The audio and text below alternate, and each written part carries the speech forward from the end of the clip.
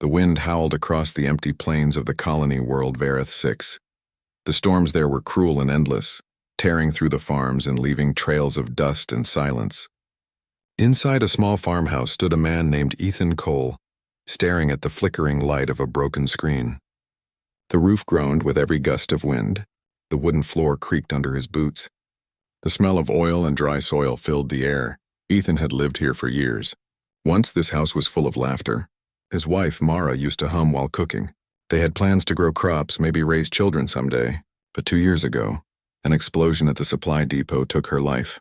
That day, the light in Ethan's eyes faded. Since then, he worked, ate, and slept alone. The silence had become heavier than the storms outside. Every night, he stared at the single empty chair beside the table and wondered if his life still had meaning. That evening, the storm was at its worst. Lightning flashed through the cracked windows and rain hit the roof like falling stones. Ethan sat in front of an old computer screen, its glow the only light in the dark house. He wasn't sure why he turned it on. Maybe loneliness had finally won. The old system took a long time to load. It showed a dusty logo from the past, mail-order companions connecting hearts across worlds. He remembered when he and Mara once laughed at those ads. Who would ever buy love, she said. Now he didn't laugh. He scrolled through endless profiles. Most were fake. Perfect faces, polished smiles, promises of love for the right amount of credits. He almost closed it. But then one ad stopped him. It was simple. No glitter, no fancy background. Just a single message in plain text. Rejected for my size, but still wish to be loved. Will work, cook, and care if given a chance. There was a small picture beside it. An alien woman, rounder than most of her kind, her cheeks full, her eyes large and shy. Her skin had a soft bluish hue, with faint glowing lines under her neck. Her name was Lyra, from the water world Thalren, a planet known for tall, elegant women with flowing hair and perfect shapes. But Lyra wasn't like them. She didn't hide her scars or her body. She looked real, vulnerable, human in a way that Ethan hadn't seen for a long time. He clicked on her profile. Her file said she had been rejected by 3 previous clients. One even wrote in the public review section, "Too heavy for my taste. Not worth the travel cost." Ethan's jaw tightened. He hated how cruel people could be. She had written only one reply under that. "I'm sorry I was not what you wanted. I hope someone will see me differently." For a long minute, Ethan just stared at the screen. The sound of thunder echoed outside.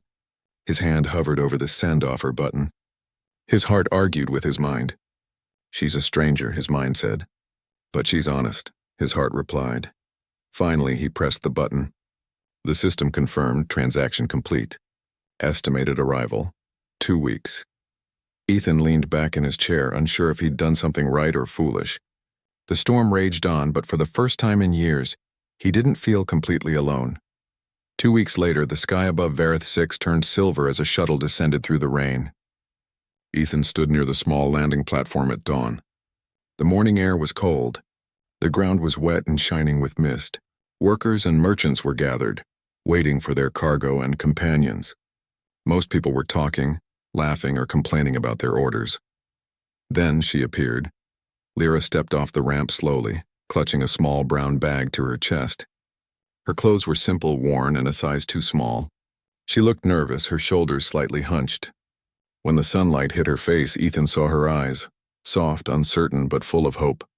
Around her, others whispered, "Is that one of those Thalren women? She looks different. Maybe her client canceled. She's too big for the model type." Lyra heard every word. She looked down, her hands shaking. Ethan felt something twist inside his chest. He remembered the days when Mara was mocked for her simple dresses, when people laughed at his quiet way of living. He took a step forward through the crowd. She looked up, startled. Her eyes met his. "Are you Mr. Cole?" she asked, voice trembling. He smiled faintly. "Just Ethan." He took her bag gently from her hands. "You're early," he said softly. Then he added, "Dinner's waiting." For a second, she didn't understand. Her people didn't usually share meals the first day, but his tone was warm, kind, and steady. Slowly, she nodded. As they walked away, the crowd stared in silence. Ethan didn't care. The camera would linger on their figures, his rough coat and her unsure steps against the gray, stormy sky. Inside the small house, Lyra's eyes wandered. Everything was plain but clean. A framed photo of Mara sat on the shelf beside a wilted flower. Ethan noticed her looking. "She was my wife," he said quietly. "She'd like you." Lyra didn't reply. She just smiled weakly and said, "Thank you for letting me stay." That night, when the rain returned, Ethan poured her tea and sat across the table. The silence between them wasn't heavy, it was peaceful. Two broken souls sitting across from each other, both wondering if fate had just given them a second chance. Outside, lightning flashed again, painting their shadows on the wall.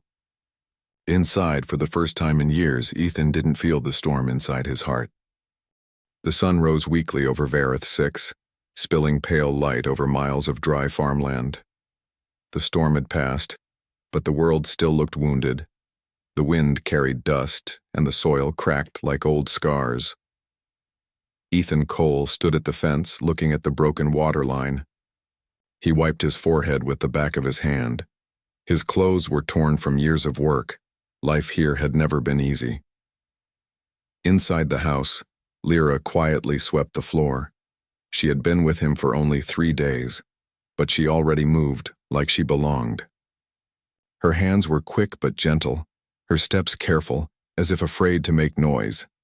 She cooked, cleaned, and even repaired small farming drones when Ethan wasn't watching.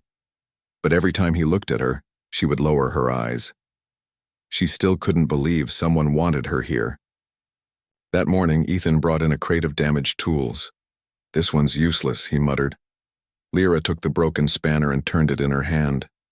Her voice was soft. "Maybe not useless. It just needs care." Ethan raised an eyebrow. "You fix machines?" "I used to help my father maintain engines," she said. Before I left home." He handed it to her. "Then show me." Lyra sat near the table, twisting the metal back into shape with calm focus.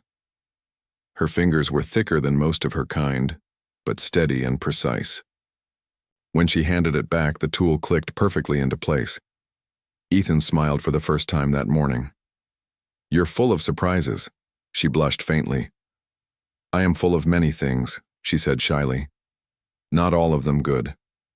Ethan wanted to say something kind, but words felt heavy in his throat. Instead, he just nodded.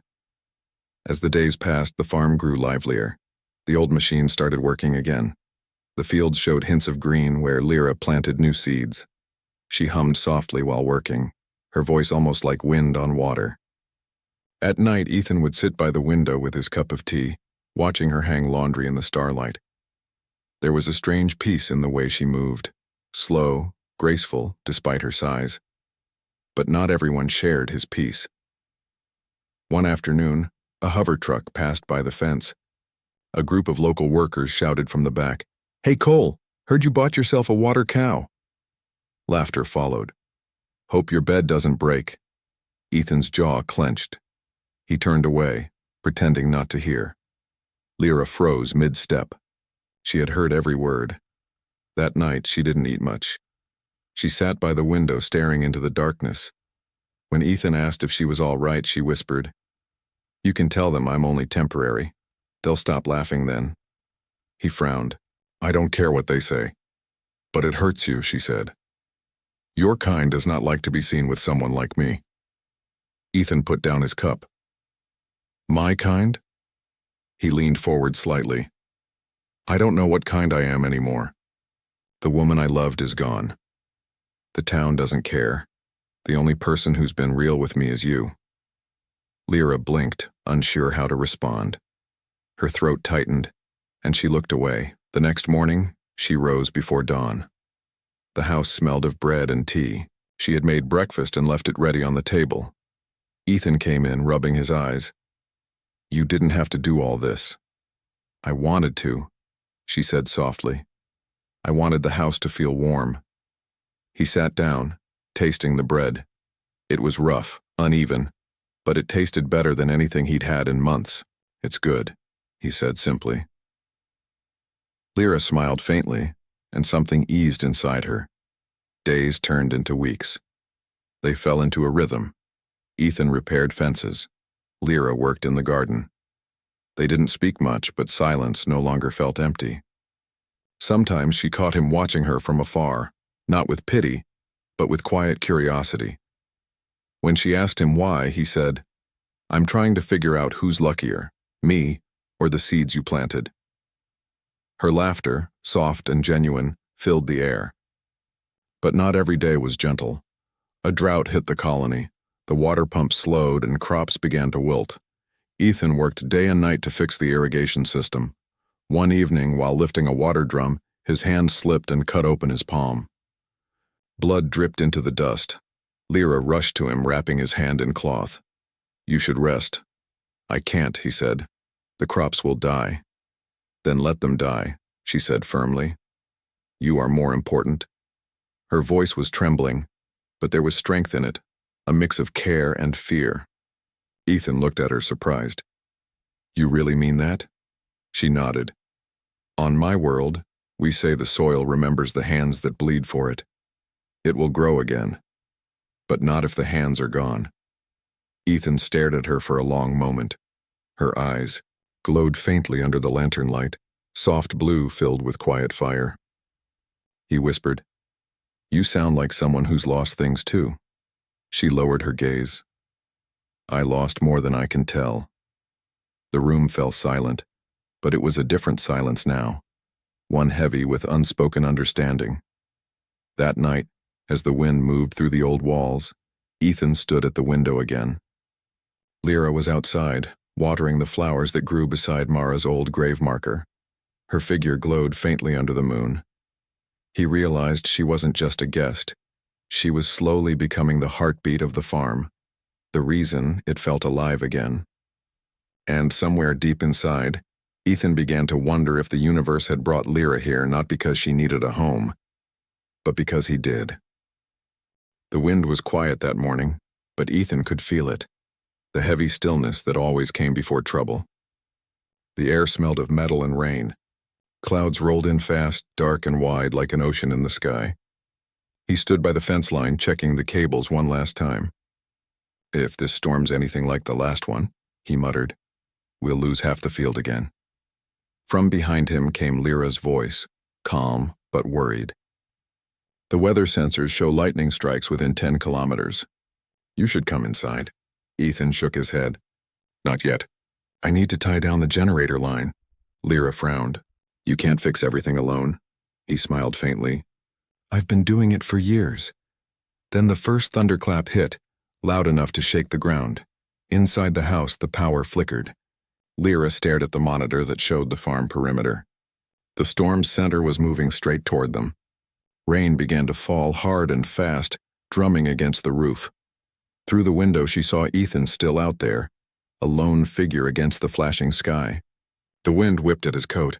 A sudden bolt of lightning struck the metal tower near him. The explosion was deafening. The field went dark. "Ethan!" she shouted. She didn't think. She just ran. Outside the world was chaos, wind, rain, mud, and flying debris. Lyra's feet sank deep into the wet ground. She pushed forward, shielding her face from the rain. Her lungs burned with every breath. She found Ethan near the collapsed tower, pinned under a section of metal. His leg was trapped, blood mixing with the mud. He was trying to move, but pain twisted his face.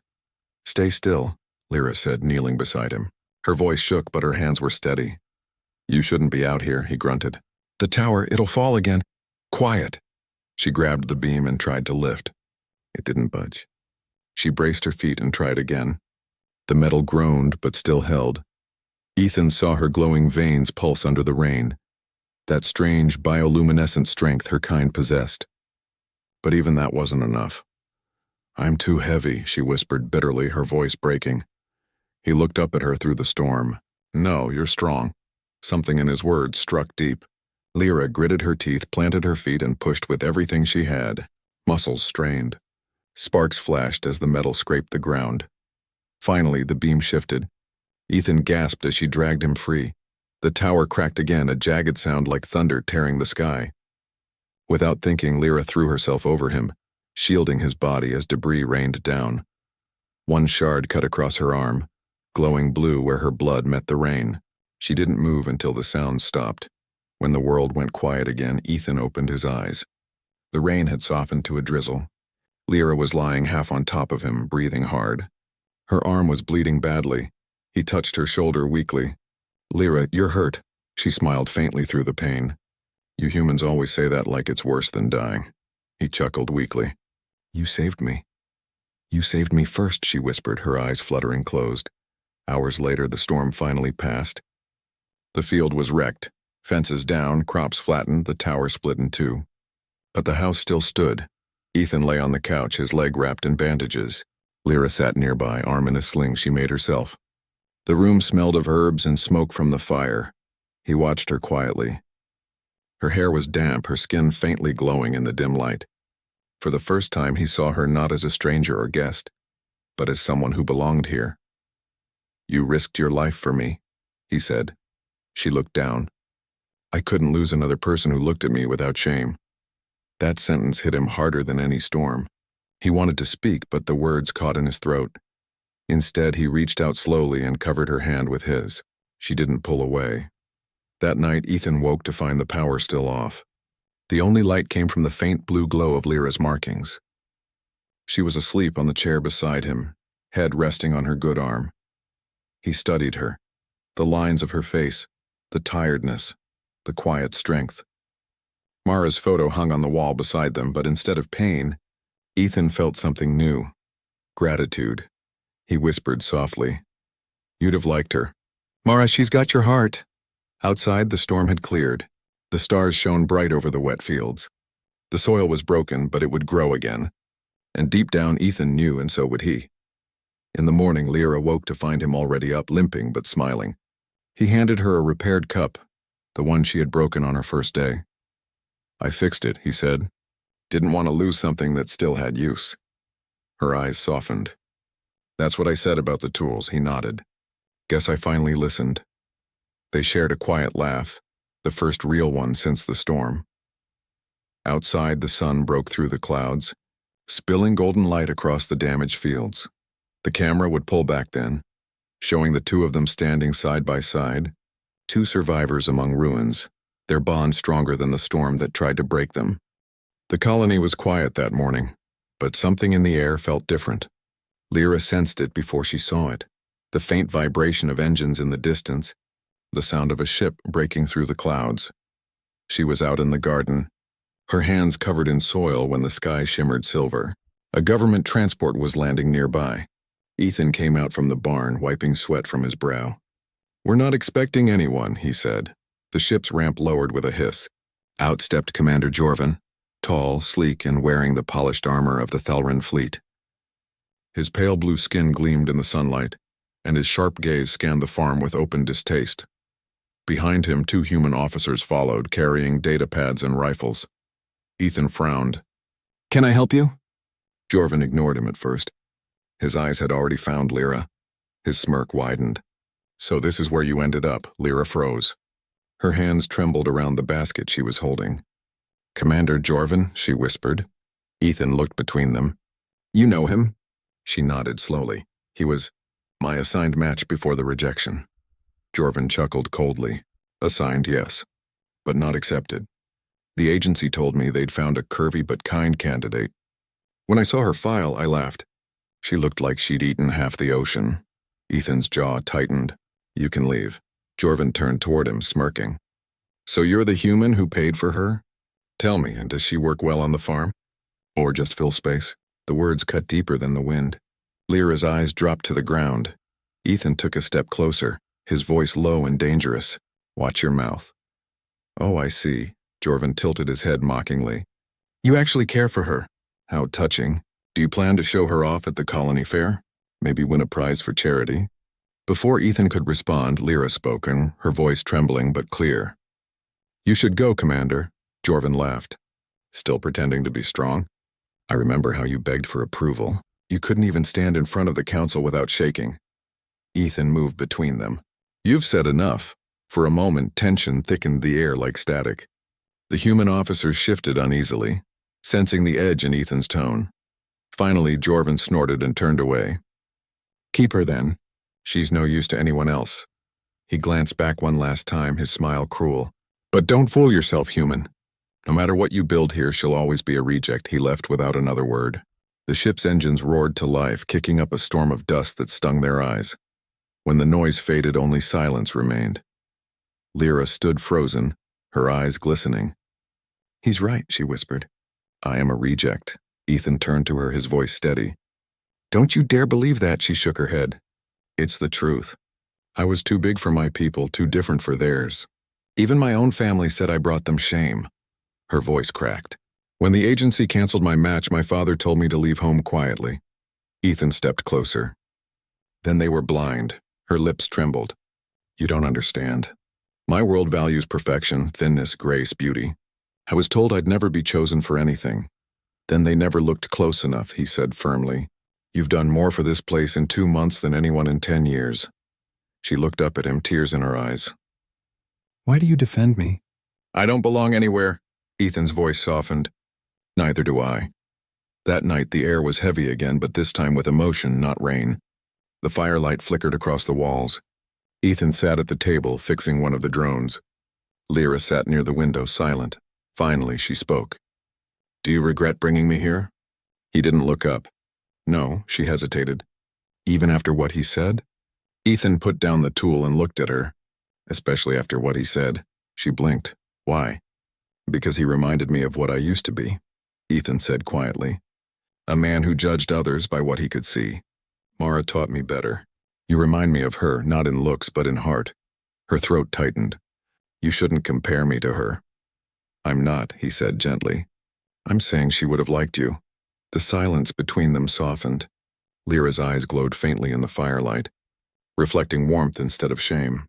The next morning, she was gone. Ethan found her note on the table, written in small, careful letters. "You deserve better company. Thank you for your kindness. Please forget me quickly." His heart sank. He ran outside. Her small travel bag was missing. He jumped into his old transport buggy and sped down the dirt road toward the docks. The wind tore at his coat as he scanned the crowd. He spotted her at the shuttle terminal, clutching her bag, eyes full of tears. "Lyra," he called out. She turned, startled. "Ethan, you shouldn't be here." He stopped in front of her, breathless. "You don't get to decide that. You don't walk away because some fool with armor can't see your worth." Tears spilled down her cheeks. "I don't want to bring you more shame." He shook his head. "You bring life. That's what you do." Her voice trembled. "You shouldn't have to fix me." "I'm not fixing you," he said. "I'm asking you to stay." The crowd around them fell silent. The wind carried the scent of rain again, but neither of them moved.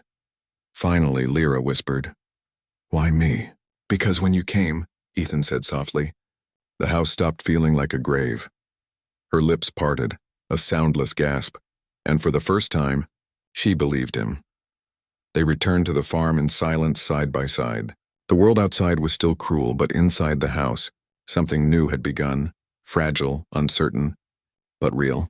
As the door closed behind them, the last rays of the sun painted their shadows together on the wall, not as master and servant, but as two souls learning to heal. The days after Lyra's return passed in uneasy quiet. The farm lived again, crops sprouting, drones buzzing, yet both Ethan and Lyra moved like people afraid to wake from a fragile dream. Ethan worked longer hours, fixing every fence and pump. He didn't want to pressure her with words he wasn't ready to say aloud. Lyra, meanwhile, worked even harder, determined to prove she wasn't a burden. She cleaned, repaired, planted, and often skipped meals, afraid he might see her as too much again. One evening, Ethan found her outside, sitting by the irrigation tanks. The orange sunset lit her face in a soft glow. She looked tired. "You haven't eaten since morning," he said. "I'm fine," she answered, forcing a smile. He shook his head and sat beside her. "You don't have to keep earning your place, Lyra, you already have it." Her hands froze on the metal rim of the tank. The words hit deep, words she'd never heard from anyone before. But before she could reply, a faint smell reached them, smoke. At first they thought it was the kitchen, but when Ethan looked toward the field, his blood ran cold. The far end of the crops glowed orange. "The fuel line!" he shouted. "It must have leaked from the generator." He ran, grabbing a water unit from the shed. Lyra followed, heart pounding. Flames climbed fast through the dry stalks, crackling like angry beasts. Ethan tried to control the spread with the drone sprayers, but one of the tanks burst, feeding the fire instead of stopping it. The air turned thick with heat and ash. "Get back," he shouted over the roar. Lyra didn't listen. She ran straight into the smoke, pulling fallen irrigation pipes away to create a barrier. Sparks burned her skin, but she didn't stop. Her people were made for cold oceans, not fire, and every breath felt like knives in her throat. But she pressed on. "Lyra, get out," Ethan yelled. "Not without you," she cried, lifting a half-melted hose to redirect water. The stream hissed against the flames, creating clouds of steam. Ethan stumbled as the heat blasted his face. He could barely see her through the haze. "You're going to burn yourself." She turned, coughing, eyes glowing faintly blue through the smoke. "Then we'll burn together." Her words froze him, the same tone Mara once used when she stood by him during the First War. But this time it wasn't memory. It was real. It was now. Ethan grabbed another hose, joining her. The two of them fought the fire side by side, silhouettes against the inferno. Every breath hurt, every movement burned. When the water units ran dry, Lyra did the unthinkable. She tore open the backup tank, using her own body to block the flames while pouring the last reserves over the ground. Steam rose around her, her skin blistering, glowing like molten glass. When the final ember hissed out, she fell to her knees. The field was black, silent except for their breathing. Ethan dropped beside her, coughing, grabbing her shoulders. "Lyra, you're hurt." She looked up weakly. "Did we save it?" He nodded, eyes stinging. "Yeah, we saved enough." Her smile was faint, trembling. "Good. I didn't want your home to die again." He pulled her close, ignoring the soot and heat. "It's not the home I was worried about." Hours later, under the stars, he wrapped her burned arms in cloth. Her skin shimmered faintly, repairing itself but slowly. Her people healed differently, slower on dry land. She sat quietly while he worked. "You shouldn't have done that," he said softly. "You could have died." "I wasn't thinking," she whispered. "I just didn't want to lose the one thing that made you smile." He paused. "You think that's what this is? Just a smile?" Her eyes met his, soft, luminous, full of pain and confusion. "You're kind to me, Ethan, but kindness and love aren't the same." He looked away. "I know, but they can grow into the same thing, if you let them." She blinked, unsure what to say. The silence stretched long and tender. Then Ethan spoke again, voice low and honest. "When I lost Mara, I thought love died with her. But when you walked into that storm, when you risked your life today, I realized something. Love doesn't end. It changes its shape. It finds new hands to hold." Her breath caught. "You don't mean that," he smiled faintly. "I do. You think I'm the one saving you, Lyra? You're the one who brought me back." Tears filled her eyes, but she shook her head. "You'll regret saying that when the world sees us together." "Then let them see," he said quietly. "I stopped living for their eyes a long time ago." She covered her face, shoulders trembling, not from pain but from emotion too heavy to carry. Ethan reached out, his hand brushing hers. She didn't pull away this time. The night was cool again. The fire was gone. The stars above shone brighter than ever, as if the universe itself had been waiting for this small piece of peace. The next morning, the fields were black but alive. The first rains came early, washing away the ash. New shoots peeked through the soil like hope reborn. Lyra stood barefoot in the mud, the wind brushing her hair, scars glowing softly on her arms. Ethan joined her, handing her a cup of tea. "We'll plant again," he said. She smiled. "You really think the soil remembers the hands that bled for it?" He looked at her, eyes gentle. "It remembers the hearts too." They stood there together, the ruined field around them, but neither saw ruin, only the promise of something growing. And as the sun rose over Vareth 6, Ethan knew this wasn't just a story of survival anymore. It was the slow blooming of two souls who had found each other in the ashes. Weeks passed since the fire. The smell of ash was gone, replaced by the earthy scent of new life. Tiny green shoots peeked through the blackened soil, a quiet reminder that even ruin could bloom again. Lyra stood in the garden one morning, her arms finally healed, though faint silver scars traced her skin. She wore a soft linen shawl that Ethan had mended for her, stitched with uneven but careful hands. The wind was cool, carrying the distant hum of ships overhead. Ethan was fixing a drone near the barn when he heard it, the deep, metallic sound of an approaching craft. His brow furrowed. Few ships ever came this far. He stepped out just as a sleek government shuttle landed by the old tower ruins. Dust and wind whipped through the fields as two officers emerged, followed by a man in a gray coat. His tone was official, distant. "Mr. Ethan Cole?" the man asked. Ethan nodded warily. "That's me. I'm Agent Theris, Colonial Welfare Department. We're reviewing foreign settlement contracts, especially those arranged through the companion registry." His gaze shifted toward the house. "You have a Thauran woman residing with you?" Ethan's chest tightened. "She has a name." "It's Lyra." Agent Theris made a note on his tablet. "Of course. According to our records, her original citizenship has been reinstated. That means she's free to return home, with all travel fees covered. She's no longer bound by any settlement agreement." Ethan blinked. "You're saying she can leave?" "Immediately," Theris replied. "Transport ship departs tomorrow at dawn. She'll be repatriated to Thalren. You won't owe anything further." Ethan's stomach sank. He wanted to argue, to refuse, but words failed him. Behind him, Lyra had stepped out quietly, hearing everything. Theris turned toward her. "Miss Lyra, you've been cleared to return. The registry will provide housing and a small stipend. You'll be among your own kind again." Lyra's voice was calm, but her hands shook. "Thank you." "I'll think about it," Theris nodded. "We'll expect your answer by morning." He gave a polite smile that didn't reach his eyes and returned to the shuttle. When the ship lifted off, silence fell over the farm, heavy and sharp. That evening, Ethan sat at the table staring at his untouched food. Lyra was across from him, quiet. Neither could find the right words. Finally, she said softly, "You should be happy. You'll have peace again." He looked up. "Peace?" He almost laughed. "Lyra, this place hasn't been peaceful since you arrived. It's been loud, messy, alive. That's what I'll lose, if not peace you." Her eyes dropped. "Your world has given me more than I deserve. Maybe it's time to stop taking." He shook his head. "You didn't take anything. You gave this place a heartbeat again." She tried to smile, but couldn't hold it. "You're kind, Ethan. But when they see me beside you, they whisper. When they see my shape, they mock. You'll always have to defend me. I don't care what they say." "I do," she said quietly, "because I care what they say about you." Ethan pushed back his chair, the wood scraping harshly against the floor. "You think I asked you to stay because I felt sorry for you?" Lyra flinched. He took a breath, fighting to keep his voice steady. "I asked you to stay because I need you here. Not to work. Not to clean, just to be." She turned away, tears gathering. "Ethan, please don't." But he stepped closer, his voice breaking. "You think I don't see how strong you are? You faced storms, fire, cruelty, and you stayed kind. You stayed you." He reached into his pocket and pulled something out, a small wooden pendant shaped like a star. It was cracked, worn by time.